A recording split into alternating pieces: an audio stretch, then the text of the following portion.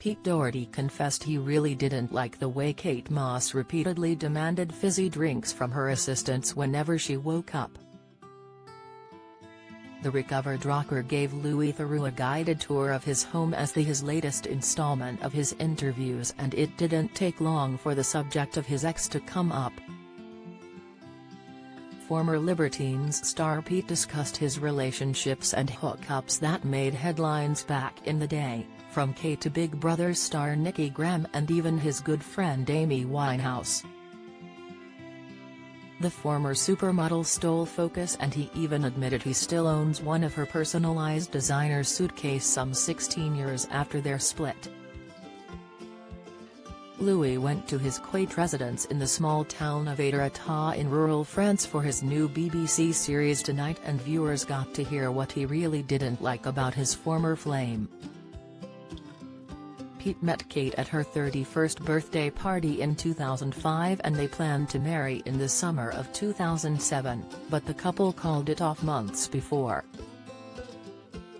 Pete famously drew a picture of them using his own blood, which sold for £5,000 in 2020. Their breakup was an acrimonious one, with Pete branding Kate a nasty old rag and accusing his ex of burning his beloved teddy panty, claims she has never responded to.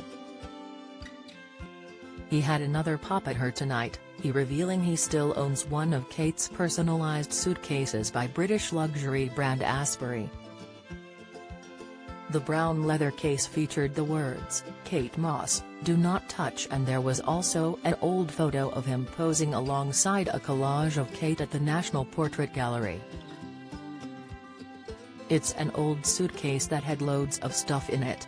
I hadn't opened it for ages and bang. When I opened it, do not touch.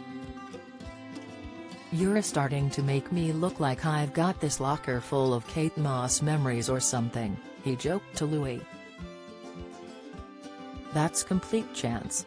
He went on to reveal has recently seen Kate in an advert and it reminded him of their time together.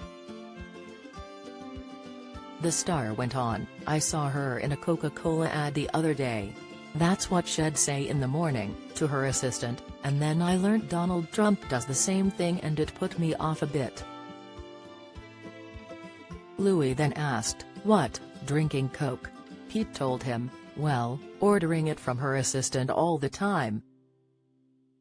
The "Can't Stand Me Now" hitmaker opens up about his colorful past and how it's had a detrimental effect on his health. In the documentary, Pete and Louis are filmed having a discussion when the musician proceeds to cough, clutch his chest and groan in pain. After worry and questions from Louis, Pete explains, "You are looking at a very sick man. I've battered it, haven't I? I've effing caned it. The heroin and the crack. I surrendered to that, and then it was cocaine and the smoking and the alcohol, and now it's cheese and the sauces and the sugar in the tea." Pete continues, "It's all gotta go. They told me a little while ago if you don't change your diet then you're gonna have diabetes and cholesterol problems. Death's lurking, you know what I mean? That's why I carry that stick." The star seems doubtful that he will live to see his baby girl grow up and start a family of her own, and tells Louis that he would love to hear her say her first words. He also reveals he currently takes blockers that would prevent heroin from taking effect, and still get tingles thinking about taking drugs, but is able to talk about it rather than running off and scoring.